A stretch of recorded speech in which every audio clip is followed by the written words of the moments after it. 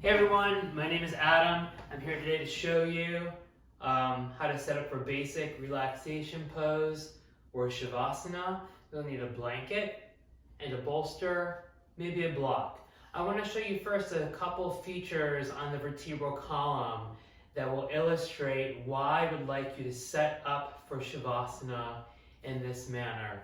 So if we look at the vertebral column, you can see from top to bottom that, you're looking at the side profile by the way, that it's arranged in a series of curves.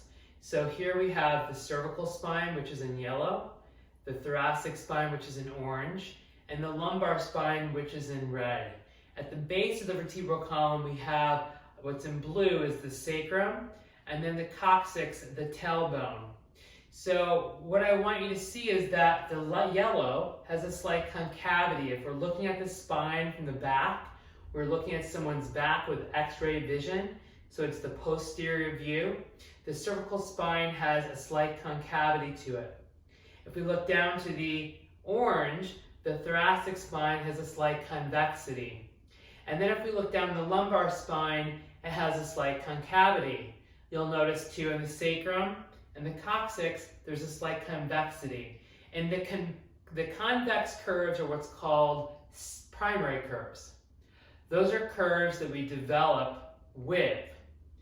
The concavity curves, what's called lordosis, are curves we develop through relationship. They're secondary curves. When we're lying in a supine position on our back, we want to make sure that the curves that are convex posteriorly, called the primary curves, are in contact with the floor. Those are going to be the curves that are already naturally in contact with the floor, just due to the anatomical structure, but we can position the body in such a way so that the back of the body feels settled and supported and in deep relationship with the earth.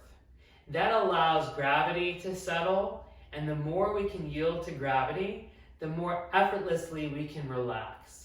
And what basic relaxation pose is ultimately about, in my opinion, is setting up the conditions to support relaxation. So you're going to have a blanket and a bolster. These are some adjustments. I'm going to show you 3 that I find very helpful, even without these props.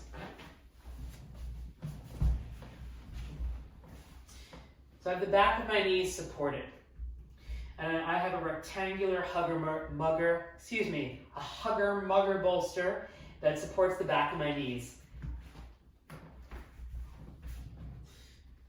My neck and head is supported.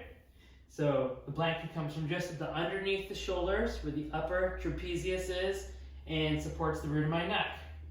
This is in a previous video on how to fold the blanket for your head.